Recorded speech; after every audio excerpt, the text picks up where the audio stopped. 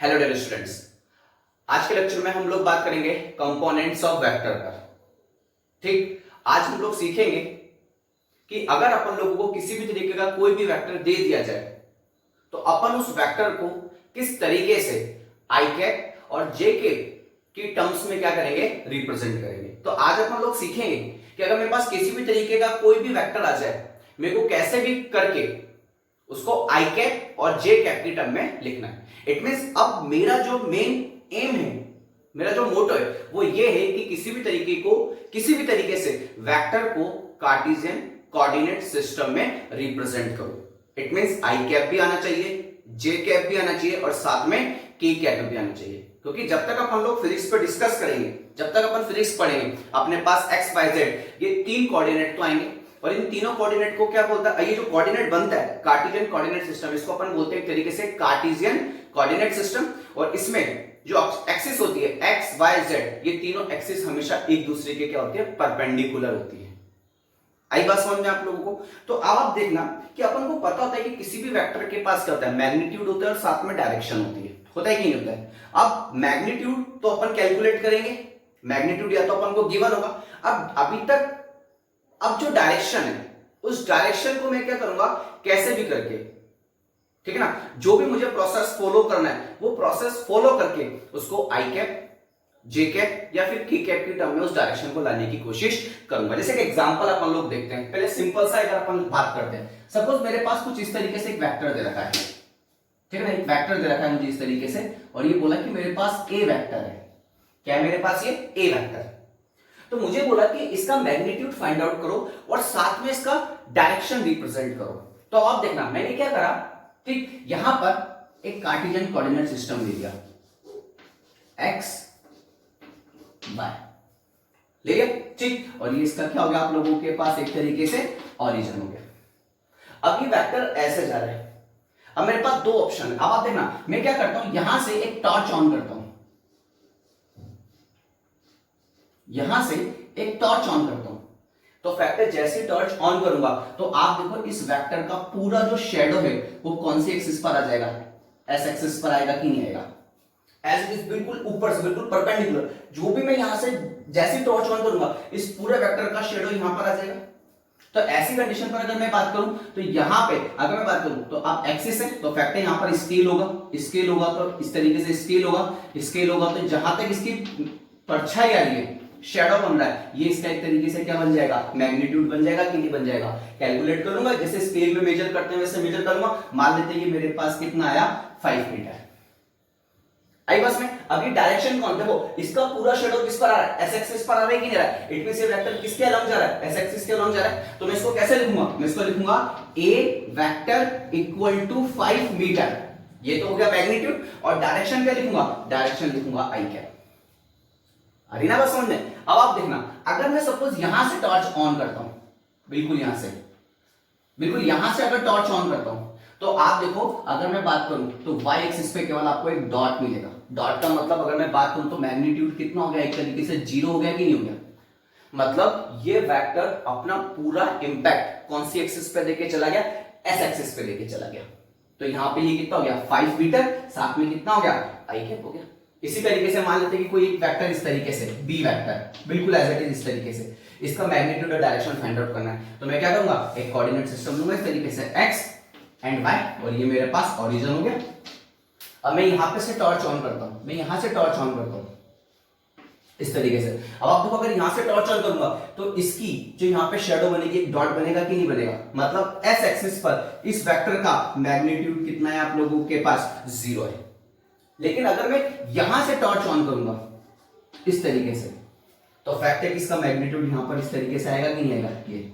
और यहां पर स्केल होगा बाकायदा इस तरीके से, एक्सिस पर तो स्केल होता है पूरा का पूरा, रीडिंग होती है, मेजर करूंगा और मान लेते हैं कितना आया, 10 न्यूटन आया। और डायरेक्शन किधर की तरफ है, वाई एक्सिस के अलोंग है, ये वाई एक्सिस हो गया। तो मैं इसको किस तरीके से लिखूंगा, बी वेक्टर इक्वल टू क्या लिखूंगा मैं, 10 न्यूटन, ये तो मैग्नीट्यूड हो गया और साथ में डायरेक्शन कितने रहेगी आप लोगों के पास, जे के।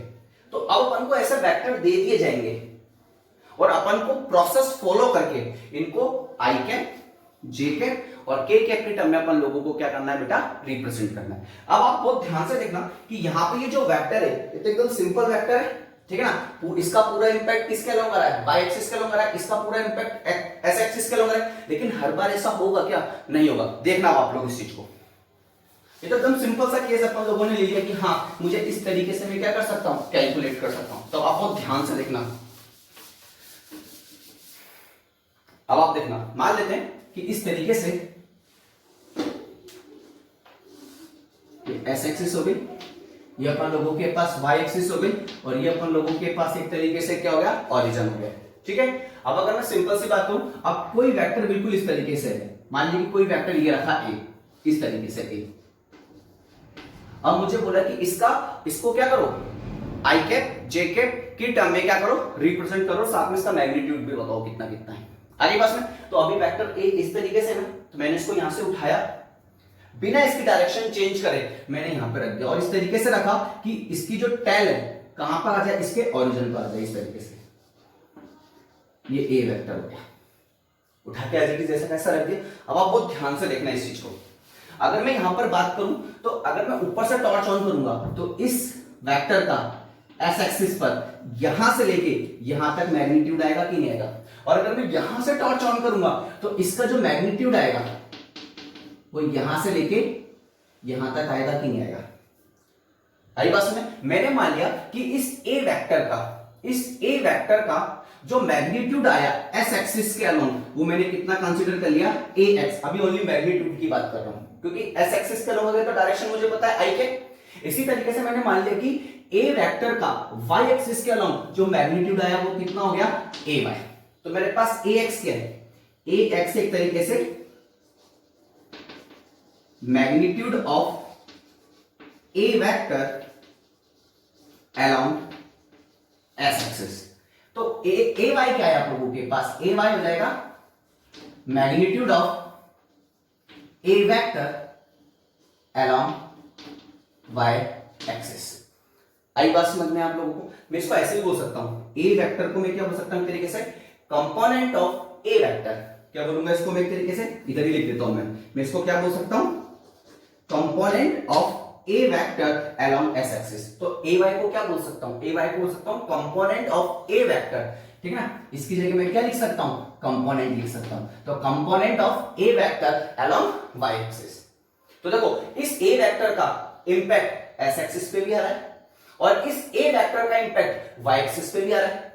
मतलब ये तो दोनों एक्सिस पे अपना इंपैक्ट छोड़ रहे हैं कि नहीं छोड़ रहे। तो ऐसी कंडीशन पर अगर मैं ए वेक्टर को रिप्रेजेंट करूंगा तो कैसे रिप्रेजेंट करूंगा, ए वेक्टर इक्वल टू, इसका एक मैग्नीट्यूड तो आया एस एक्सिस के अलोंग, और एक मैग्नीट्यूड आया किसके अलोंग, वाई एक्सिस के अलोंग। तो अब ए वेक्टर, अब वेक्टर तो यहां पे वेक्टर भी लगाना जरूरी है, तो मैंने मैग्नीट्यूड लिखा है। वेक्टर के पास तो डायरेक्शन भी होती है। अब देखो ए एक्स मैग्नीट्यूड है किसके अलोंग, एस एक्सिस के अलोंग, तो साथ में यहां पे कितना आ जाएगा, आई के, और ये ए वाई किसके अलोंग है, वाई एक्सिस के अलोंग मैग्नीट्यूड है। तो यहां पे डायरेक्शन आप लोगों के पास कितनी आ जाएगी, जे के, और साथ में दोनों को क्या कर देंगे अपन, ऐड कर देंगे। तो देखो अपन ने यहां पर ए वेक्टर को, बहुत ध्यान से देखना आप लोग, अपन ने यहां पर ए वेक्टर को आई कैप और जे कैप की टर्म में लिख दिया। क्या लिखा, आई कैप और जे कैप की टर्म में लिख दिया। A vector equal to A X I cap plus A Y J cap. जबकि ए वेक्टर तो पहले सिंपल था। अब आप सबको पता है कि अगर मैं बात करता मैग्नीट्यूड ऑफ, डायरेक्ट बात करता हूं मैग्नीट्यूड ऑफ ए वेक्टर, अब अपन कैलकुलेट करने की कोशिश करते हैं, ठीक है ना। तो मैं इसको भी एक थोड़ा सा और आगे बनाएंगे, एक मिनट को बेटा, तो इतनी बात समझ में आई कि नहीं आप लोगों को। अब आप देखना, अपन मान लेते हैं कि जो ए वेक्टर है ये एस एक्सिस के अलोंग कितना एंगल बना रहा है, सपोज थीटा एंगल बना रहा है। जो ए वेक्टर है एस एक्सिस के अलोंग कितना एंगल बना रहा है, थीटा एंगल बना रहा है। तो फैक्ट है, अगर मैं सिंपल सी बात करूं तो यहां से जो शैडो आएगा, ये जो लाइन है ये इस पे 90 डिग्री का एंगल ड्रॉ कर रही है कि नहीं कर रही है, ठीक है। अब ये 90 हो गया, ये थीटा हो गया, तो ये बेस हो गया, ठीक। और मैं बात करूं तो ये आपके पास ए वेक्टर यहां से यहां तक है कि नहीं। तो अब ए वेक्टर का मैग्नीट्यूड आप लोगों के पास, ए वेक्टर का मैग्नीट्यूड अपन लोगों को कितना गिवन है, ए है कि नहीं अपन लोगों के पास, क्योंकि आपको बताया था मैंने कि ये जो होता है ये मैग्नीट्यूड को बताता है, और ऊपर जो एरो लगाता है ये डायरेक्शन को बताता है। अब आपको देखना, अपन को ये तो ax तो अपन ने माना है, हमेशा याद रखना कि फिजिक्स में जो भी चीज अपन कंसीडर करेंगे मानेंगे उसको आगे जाके हटाना पड़ेगा। तो ax तो मैंने माना, मैंने ये तो था कि माना कि a वेक्टर का एस एक्सिस के अलॉन्ग जो मैग्नीट्यूड आ रहा है कितना आ रहा है, ax आ रहा है। तब आपको ध्यान से देखना, मेरे को ax की वैल्यू कैलकुलेट करनी है। ax की वैल्यू कैलकुलेट करनी तो मैंने ये वाला ट्राइंगल ले लिया, देखो ये वाला ट्राइंगल, ये वाला ट्राइंगल ले लिया। आई बात समझ में आप लोगों को? और जब मैंने ये वाला ट्राइंगल लिया तब आपको ध्यान से देखना, मुझे ये वाला मैग्नीट्यूड पता है और मुझे क्या फाइंड आउट करना है, ये तो ये तो बेस है, ये परपेंडिकुलर है, ये हाइपोटेनियस है। तो मुझे हाइपोटेनियस की वैल्यू पता है, मुझे क्या फाइंड आउट करना है, बेस। तो बेस और हाइपोटेनियस की जब भी बात करते तो किसके पास जाते हैं, cos थीटा के पास जाते हैं कि नहीं जाते? तो cos थीटा इक्वल टू कितना हो जाएगा, cos थीटा इक्वल टू जाएगा बेस अपॉन हाइपोटेनियस, तो ये हो जाएगा ax अपॉन में a, हो जाएगा कि नहीं जाएगा? तो यहां से ax की वैल्यू कितनी आ जाएगी, ax इक्वल टू आप लोगों के पास कितना आ जाएगा, a cos theta, equation number 1। आई बात समझ। अब मुझे ए वाई की वैल्यू कैलकुलेट करनी है। अब आपको ध्यान से देखना, अगर ये एंगल थीटा है तो ये थीटा होगा कि नहीं होगा, अगर ये थीटा तो ये 90 डिग्री होगा कि नहीं होगा। अब मैं कौन सा ट्राइंगल लूंगा, अब मैं ये वाला ट्राइंगल ले रहा हूं।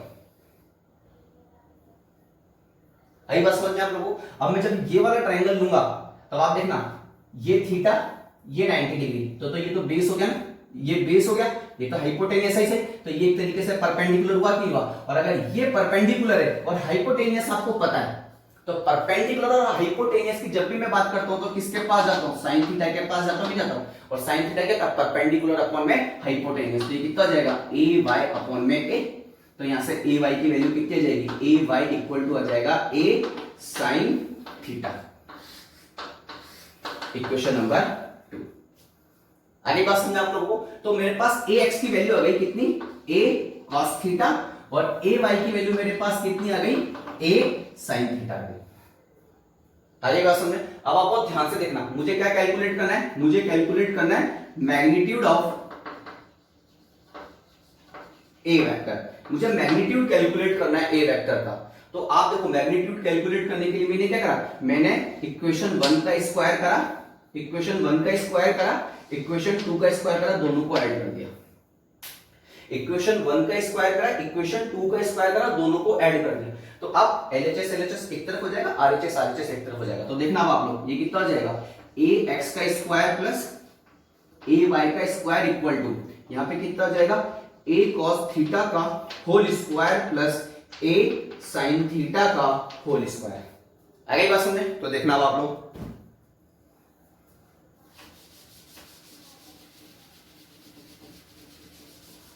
ठीक। अब आप बहुत ध्यान से देखना, तो अब कितना हो जाएगा यहाँ पर, ये तो हो जाएगा आप लोगों के पास A X square plus A Y square equal to, यहाँ पे स्क्वायर अंदर अंदर ले जाओ, तो हो जाएगा A square cos square theta plus A square sine square theta.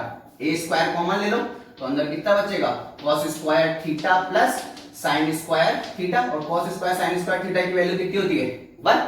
तो ऐसी कंडीशन पे आप लोगों के पास ए स्क्वायर इक्वल टू कितना हो जाएगा, ए X square plus A Y square. तो a की वैल्यू यहां से आप लोगों के पास कितनी आ जाएगी, a की वैल्यू आप लोगों के पास आ जाएगी ए X square plus A Y square, और यही आप लोगों के पास a वेक्टर का क्या हो गया, मैग्नीट्यूड हो गया कि नहीं हो गया। आई बात समझे? तो क्या हो गया, a equal to root of A X square plus A Y square. तो ऐसी कंडीशन पे आप बहुत ध्यान से देखना, ठीक है। तो इसको इक्वेशन नंबर दे देते हैं, इसको तो दे देते हैं इक्वेशन नंबर 1, इसको दे देते हैं इक्वेशन नंबर 1 2 तो हो गई थी ना, इसको 3 दे देते हैं, इसको स्टार इक्वेशन दे देते हैं। अब आपको ध्यान से देखो, मैंने आपको बोला था कि अगर मेरे को किसी भी वेक्टर का मैग्नीट्यूड निकालना है तो आप क्या करो, रूट लो, और जो ए एक्स है, जो सबसे पहले जो एस एक्सिस के अलोंग कंपोनेंट है उसका स्क्वायर करो, प्लस वाई एक्सिस के अलोंग जो कंपोनेंट है उसका स्क्वायर करो, और जेड एक्सिस के अलोंग जो कंपोनेंट होगा उसका क्या करेंगे अपन लोग, स्क्वायर करेंगे। देख लो, ये तो अपन पहले पढ़ के आ चुके हैं, मैंने डायरेक्ट बताया था, देखो आज ये प्रूफ हो गया। तो यहाँ पे दो एक्सिस है, कितने एक्सिस है, दो एक्सिस है, इसलिए इसको अपन क्या बोलेंगे, एक तरीके से 2D बोलेंगे। 2D में कराया अपन नहीं काम, 2 डायमेंशन। कितने डायरेक्शन है यहाँ पे, 2, 1 2। तो अब यहाँ पे ये जो A है, ये A आपके पास क्या हो गया, ये A आप लोगों के पास हो गया एक तरीके से मैग्नीट्यूड ऑफ ए वेक्टर। अब आप इसको डायरेक्ट ए भी लिख सकते हो, और अगर ए अच्छा नहीं लग रहा है तो मैंने आपको बताया था कि मोड लगा के ए वेक्टर लिख दो। बात एक ही, चाहे ऐसे लिख दो चाहे ऐसे लिख दो, ये दोनों किसको रिप्रेजेंट करेंगे, मैग्नीट्यूड ऑफ ए वेक्टर को रिप्रेजेंट करेंगे। आई गई बात समझ में आप लोगों को? रिप्रेजेंटेशन हो गया, साथ में मैग्नीट्यूड हो गया, ठीक है। तो अब अपन थोड़ा सा और आगे बढ़ते हैं। तो देखा आप लोग, इसी में अपन थोड़ा सा और आगे बढ़ते हैं। अब मेरे से कोई अगर पूछे कि आप तो ये बताओ कि चलो ठीक है, हम मान लेते हैं कि जो भी आप बोल रहे हो एकदम सही बोल रहे हो। मैं यहाँ पे मैग्नीट्यूड भी लिख देता हूँ साथ में, ठीक है ना, यहाँ पे मैग्नीट्यूड भी लिख देते हैं अपन लोग, ए X square plus A Y square, यहाँ पे मैग्नीट्यूड भी लिख। अब मेरे से वो पूछे कि नहीं आप तो डायरेक्शन बता दीजिए आई के जेके, आप तो ये बताओ कि एस एक्सिस से कितने एंगल पर आपका वेक्टर जा रहा है। अरे बस, क्योंकि एस एक्सिस से अगर मैं उस एंगल पे पहुंच जाऊंगा तो मुझे वो सदिश मिल जाएगा कि नहीं मिल जाएगा, या वाई एक्सिस से उस एंगल पे पहुंच जाऊंगा तो मुझे वो सदिश वेक्टर मिल जाएगा कि नहीं मिल जाएगा। तो ऐसे कंडीशन पे वो मेरे से पूछ रहा है कि एस एक्सिस से कितने डिग्री के एंगल पर आप लोगों का वो वेक्टर है। तो देखना आप लोग, आपको पता है ये वाली वैल्यू ax है, अगर यहां से यहां तक ये ay, तो ये वाली वैल्यू भी तो आप लोगों के पास ay होगी कि नहीं होगी। तो जब भी अपन डायरेक्शन की बात करेंगे, डायरेक्शन ऑफ ए वेक्टर, तो जब भी अपन डायरेक्शन की बात करेंगे तो अपन tan थीटा यूज करेंगे। क्या यूज करेंगे अपन लोग? tan थीटा यूज करेंगे। आगे बात समझ आप लोगों को? तो tan थीटा क्या होता है? Perpendicular upon base. यहाँ पे परपेंडिकुलर कौन है? ay। ये वाला ट्रायंगल ले लो, ये वाला ट्रायंगल ले लो, ये वाला ट्रायंगल ले लो। इसमें ये तो हो गया बेस और ये हो गया परपेंडिकुलर, तो ये आप लोगों के पास कितना हो जाएगा? ay अपॉन में ax हो जाएगा कि नहीं हो जाएगा। तो इस तरीके से अपन लोगों को क्या मिलेगी? डायरेक्शन मिलेगी। tan theta equal to ay upon में ax। आई नहीं बात समझ में आप लोगों को? ठीक। अब आप देखो, ये चीज अगर मैं बात करूं, ठीक है ना, इसके लिए अगर मैं बात करूं तो देखना इक्वेशन 1 क्या आई थी? ax equal to a cos theta, और ay इक्वल टू कितना है था आपके पास? a sin theta. इसको इक्वेशन 1 दिया था, इसको इक्वेशन 2 दिया था। अब आप देखो 2 में डिवाइड करो 1 का, 2 में डिवाइड करो 1 का, तो ay अपॉन में ax, ay अपॉन में ax आ गया, a से a कैंसिल हो जाएगा, sin theta upon cos theta, sin theta upon में cos थीटा किसके इक्वल होता है? tan थीटा के इक्वल होता है कि नहीं होता है? तो ऐसी कंडीशन पे जब भी अपन tan थीटा की बात करेंगे तो ये एक तरीके से क्या बताएगा? डायरेक्शन बताएगा। ठीक है, देखना अब आप लोग, तो ये tan थीटा हमेशा क्या बताएगा? डायरेक्शन बताएगा। तो अब इसको मैं क्या लिखूंगा? इसको मैं लिखूंगा डायरेक्शन ऑफ ए वेक्टर। अब किसके रेस्पेक्ट में बताइए? विथ रेस्पेक्ट टू, ठीक ना, with respect to X axis. किसके रेस्पेक्ट में बताइए? एस एक्सिस के रेस्पेक्ट में बताइए, एस एक्सिस के रेस्पेक्ट में बताइए। आई बस में कि आप एस एक्सिस से थीटा एंगल पे चले जाओ तो आपको कौन मिल जाएगा? वेक्टर ए मिल जाएगा। आई बात समझ में आप लोगों को? इसी तरीके से अगर मैं थोड़ा सा और आगे बढ़ता हूं, ठीक है, ये हो गया सारा का सारा, इसी में अपन थोड़ा सा और आगे बढ़ते हैं। अगर वो बोले कि नहीं नहीं मुझे एस एक्सिस से डायरेक्शन नहीं चाहिए, मुझे तो वाई एक्सिस से डायरेक्शन चाहिए, तो मान लेते हैं कि यहाँ पे ये एंगल कितना बन रहा है? अल्फा। कितना एंगल बन रहा है? अल्फा। डायरेक्शन चाहिए तो मेरे को tan के पास ही जाना है, और वाई एक्सिस के साथ एंगल कितना बन रहा है? अल्फा इक्वल टू, अब tan का मतलब क्या होता है? Perpendicular upon base. अब अगर ये एंगल अल्फा है, देखना ये एंगल अल्फा है और ये एंगल 90 डिग्री है, तो ऐसी कंडीशन पे अब आप देखना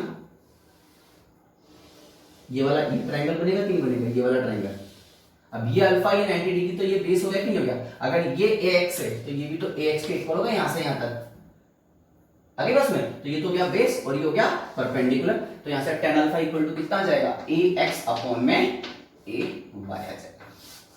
ये जो डायरेक्शन है ये भी एक तरीके से क्या है? Direction of A vector with respect to Y axis. तो ये अपने पास किसकी डायरेक्शन आ गई? एक तरीके से वाई एक्सिस की डायरेक्शन आ गई। किसके रेस्पेक्ट में डायरेक्शन आ गई अपन लोग, मतलब सॉरी डायरेक्शन आ गई किसकी? ए वेक्टर की। किसके रेस्पेक्ट में डायरेक्शन आई है? वाई एक्सिस के रेस्पेक्ट में डायरेक्शन आई है। आई बात सुन में? देखो इसको जल्दी से एक बार,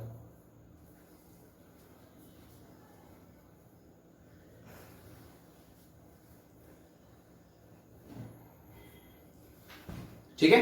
अब एक बार इसको देखना आप लोग, एक बार रिवीजन करते हैं, सारा डेटा एक साथ लिख लेते हैं अपन लोग ताकि याद रहे अपन लोगों को अच्छे से ये डेटा। तो बहुत इंपॉर्टेंट डेटा, हर जगह काम आएगा अपन लोगों के पास, 11th में काम आएगा, 12th में काम आएगा, और जब तक फिजिक्स पढ़ेंगे अपन लोगों के तब तक काम आएगा ये। ठीक, अपन लोगों ने क्या करा, आज अपन लोगों ने सीखा कि कैसे करके मैं किसी भी वेक्टर को, कोई भी वेक्टर है उसको कंपोनेंट लेने हैं मुझे, एक्स एक्सिस कलम वाई एक्सिस कलम। तो मैंने यहाँ पे कोई एक ए वेक्टर लिया था, मैंने मान लिया था कि वो एक्स एक्सिस के साथ कितना एंगल बना रहा है थीटा, और वाई एक्सिस के साथ कितना एंगल बना रहा है अल्फा। फिर अपन लोगों ने यहाँ से क्या करा था, एक परपेंडिकुलर इधर डाला और एक परपेंडिकुलर अपन लोगों ने इधर डाला। यहाँ पे इसका मैग्नीट्यूड कितना आया ax, और यहाँ पर इसको बाद में लिखूंगा मैं, ठीक है ना। यहाँ पे इसका मैग्नीट्यूड आप लोगों के पास कितना आया ay, ठीक है ना। जब मैंने इसका इधर वाला कंपोनेंट लिया, ठीक है ना, इधर वाला कंपोनेंट लिया तो ax इक्वल टू कितना आया मेरे पास a cos थीटा, और इधर वाला कंपोनेंट लिया तो मेरे पास कितना आया a sin थीटा है। आगे बात समझ में आप लोगों को। फिर मैंने इसको रिप्रेजेंट करा तो a वेक्टर इक्वल टू मेरे पास कितना आया ax i cap plus ay j cap. ये तो मेरे पास वेक्टर को रिप्रेजेंट करा i कैप और j कैप के टर्म में। आगे बस में उसके बाद मैंने इसका मैग्नीट्यूड निकाला a वेक्टर का, और मैग्नीट्यूड मेरे पास कितना आया ax का स्क्वायर प्लस ay का स्क्वायर, ये इसका मैग्नीट्यूड आया। ठीक, उसके बाद मैग्नीट्यूड के बाद मेरे को क्या निकालना था, डायरेक्शन निकालना था। ये तो क्या गया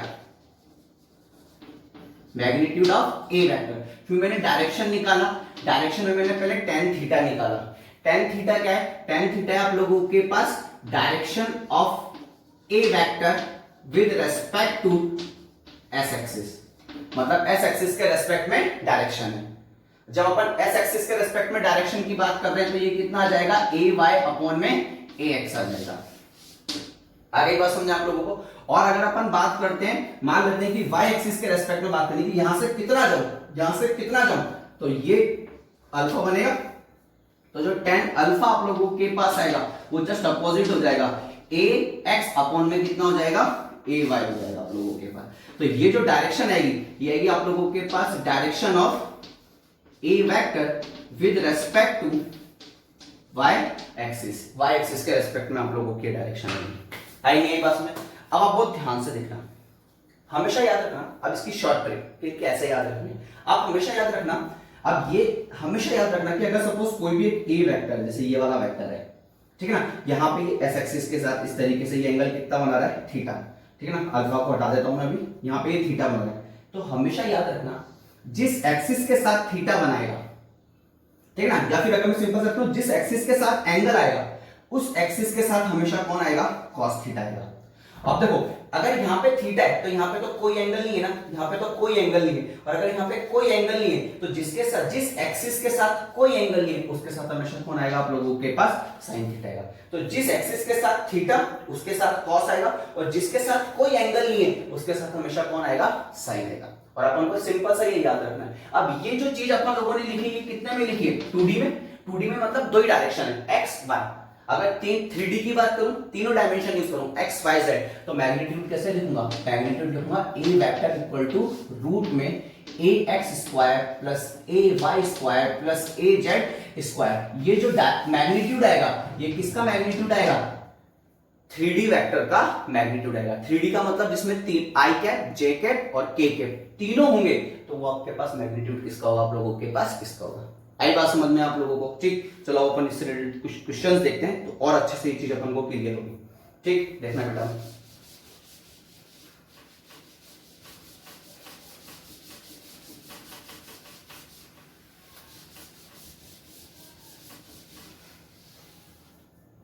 ठीक, तो देखो आप लोग क्वेश्चन नंबर 1, क्वेश्चन 1 ये कह रहा है आप लोगों से, एक साथ बना देता हूं पहले मैं, रुको। अपन को केवल कंपोनेंट लेना सीखना है अभी, ठीक है ना, और आई कैप जे कैप की टर्म में रिप्रेजेंट करनी है। ये हो गया एस एक्सिस, तो ये माइनस एक्स, ये वाई, तो ये माइनस वाई। एक वेक्टर इधर की तरफ है पी वेक्टर, और यहां पे ये एंगल कितना बन रहा है, ये एंगल बन रहा है अल्फा। ठीक, एज इट इज इसी तरीके से यहां पर एक वेक्टर और है इस तरीके से X minus X Y minus Y. एक वेक्टर इधर की तरफ है क्यू वेक्टर, और इसका यहां से एंगल बन रहा है कितना, बीटा। तो मुझे इसको आई कैप जे कैप की टर्म में क्या करना है, रिप्रेजेंट करना है। तो देखना बेटा अब आप लोग, अब ये अल्फा है ना, ठीक। अब मैं पहले स्टेप बाय स्टेप करके बता देता हूं, ठीक ना। यहां से एक परपेंडिकुलर डालेंगे, यहां से एक परपेंडिकुलर डालेंगे। तो जैसे परपेंडिकुलर डालेंगे ये 90 डिग्री बना कि नहीं बना। और अपन लोगों ने मान लिया कि पी वेक्टर का एस एक्सिस के अलोंग मैग्नीट्यूड कितना आ रहा है, पी एक्स आ रहा है। तो वाई एक्सिस के अलोंग कितना हो जाएगा, पी वाई। ये क्या है, magnitude of P vector along X axis, magnitude of P vector along Y axis, ठीक। तो अब आप देखना, अब आपके पास ये ट्रायंगल बना कि नहीं बना। अब अल्फा 90 डिग्री जिस लाइन पर होते हैं वो बेस होता है कि नहीं होता, मतलब आपको बेस कैलकुलेट करना है और हाइपोटेनस आपके पास है। तो ऐसी कंडीशन पे बेस और हाइपोटेनस की जब भी बात आती है तो किसके पास जाऊंगा, cos अल्फा इक्वल टू कितना जाएगा, px अपॉन में p। तो यहां से px की वैल्यू कितनी आ जाएगी, p cos अल्फा। तो ये आ गया p cos अल्फा। अगर ये एंगल अल्फा है तो ये एंगल अल्फा होगा कि नहीं होगा। अगर ये एंगल अल्फा तो ये 90 डिग्री होगा। तो ये तो अब ये बेस हो गया, तो ये परपेंडिकुलर होगा कि नहीं होगा। तो परपेंडिकुलर आपके पास फाइंड आउट करना है और हाइपोटेनस आपको गिवन है। तो किसके पास जाऊंगा, sin अल्फा। तो sin अल्फा इक्वल टू कितना हो जाएगा, पी वाई अपॉन में पी। तो यहां से पी वाई की वैल्यू कितनी जाएगी, पी वाई की वैल्यू जाएगी पी sin अल्फा। तो आपके पास ये वेक्टर कैसे रिप्रेजेंट करोगे, पी वेक्टर इक्वल टू कैसे लिखोगे, P x I cap plus P Y J cap. और पी एक्स और पी वाई की वैल्यू रख दो, यहाँ पे आपके पास आंसर आ जाएगा। आई बात सुने। इसी तरीके से देखना अब आप लोग इसको देखो, अब एंगल किसके साथ बन रहा है, y एक्सिस के साथ बन रहा है। y एक्सिस के साथ बन रहा है तो इधर परपेंडिकुलर ले लूं ना ऐसे। तो परपेंडिकुलर लेते ये 90 डिग्री हो गया कि नहीं हो गया। अब अगर ये 90 डिग्री हो गया और ये एंगल बीटा हो गया तो ये बेस हो गया। देखो ये बेस हो गया ना बेस। तो अब यहां y एक्सिस है तो यहां पे जो कंपोनेंट आएगा कितना आएगा, क्यू वाई। और यहां पे जो कंपोनेंट आएगा वो कितना आएगा, क्यू एक्स। अरे बस में तो अब आप देखना, ये तो हो गया बेस, ठीक है ना, ये तो हो गया बेस और ये हो गया आप लोगों के पास हाइपोटेनस। तो बेस और हाइपोटेनस किसके साथ आते हैं, कॉस के साथ। तो यहां पर आ जाएगा कॉस बीटा इक्वल टू कितना हो जाएगा, क्यू वाई अपॉन में क्यू। तो ऐसी कंडीशन पे यहां पे क्यू वाई की वैल्यू कितनी जाएगी, क्यू कॉस बीटा। अगर कॉस यहां पर आएगा तो इसके साथ अब क्या आएगा, साइन ही तो आएगा। तो यहां पे हो जाएगा क्यू साइन बीटा। तो हमेशा यार जबरदस्ती नहीं है कि पी एक्स के साथ कॉस सी आएगा या क्यू एक्स के साथ कॉस ही आएगा, नहीं। आपको ये याद रखना है कि जिस एक्सिस के साथ एंगल बन रहा है, जिस एक्सिस के साथ एंगल बन रहा है उसके साथ कॉस आएगा। और जिस एक्सिस के साथ कोई एंगल नहीं बन रहा है उसके साथ हमेशा कौन आएगा, साइन आएगा। आई बात समझ में आप लोगों को, ठीक। एक क्वेश्चन मुझे करके बताओ आप लोगों को।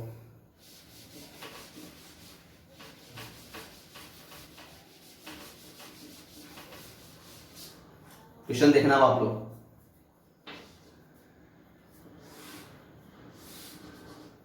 x minus X Y minus Y.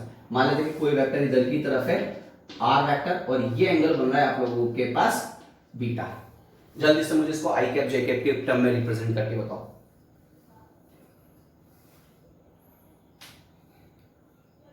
देखें अपन, देखो आप लोग। तो अब मैं क्या करूं, यहां से एक परपेंडिकुलर इधर डाल दूं और एक परपेंडिकुलर में इधर डाल दूं। तो ये हो गया 90 डिग्री में, यहां पे ये हो गया 90 डिग्री में। अब आप देखो इस एक्सिस के साथ बीटा जा रहा है, इस एक्सिस के साथ बीटा जा रहा है। तो इसका इधर वाला कंपोनेंट, इसका इधर वाला जो कंपोनेंट आएगा, क्योंकि टॉर्च इधर से जलाऊंगा और इधर से जलाऊंगा, कैसे भी करके एस एक्सिस पर और वाई एक्सिस पे लेके आना है मुझे। तो जैसे ही इधर से टॉर्च जलाऊंगा तो इसका कंपोनेंट इधर आएगा और वो कंपोनेंट डायरेक्ट लिख दूं। अब आर एक्स इक्वल टू कितना हो जाएगा, आर कॉस बीटा। और देखो इस एक्सिस के साथ कोई एंगल नहीं बन रहा, कोई एंगल नहीं बन रहा, तो यहां पर कितना आ जाएगा, आर वाई इक्वल टू यहां पे कितना आ जाएगा, आर साइन बीटा। अब इसको अपन किसकी फॉर्म में लिखते हैं, वेक्टर की फॉर्म में लिखते हैं। तो बहुत ध्यान से देखना आप लोग, आर वेक्टर इक्वल टू क्या लिखूंगा, आर कॉस बीटा, ठीक है ना। क्या लिखूंगा, आर कॉस बीटा। अब देखो ये ऑरिजिन से उल्टी साइड जा रहा है, उल्टी साइड माइनस एक्स। तो माइनस एक्स को कैसे रिप्रेजेंट करूंगा, माइनस आई कैप। माइनस का मतलब जस्ट ऑपोजिट, प्लस आई मतलब इधर जा रहा है, माइनस आई मतलब उधर की तरफ जा रहा है, प्लस। फिर क्या लिखूंगा मैं, फिर मैं लिखूंगा R sine beta. R sine beta किधर की तरफ जा रहा है, और इधर से नीचे की तरफ जा रहा है, माइनस वाई। तो माइनस वाई, तो इसको कैसे लिखूंगा, माइनस का जे कैप लिखूंगा। आएगा इसमें, माइनस को भाग कर दो तो आप लोगों के पास आर वेक्टर इक्वल टू कितना जाएगा, minus R cos beta I cap plus minus बाहर आ जाएगा माइनस आर साइन बीटा और यहां पे कितना आ जाएगा, जे के पास जाएगा। आगे बात समझना आप लोगों को, तो इस तरीके से अपन लोगों को डायरेक्शन बहुत याद रखना है, अपन को देखना है कि पॉजिटिव एस एक्सिस के लोगे या नेगेटिव एक्सिस, सारी चीजें अपन लोगों को बहुत अच्छे से याद रखनी है। आई बात समझ में, देखो इसको एक बार जल्दी से बेटा,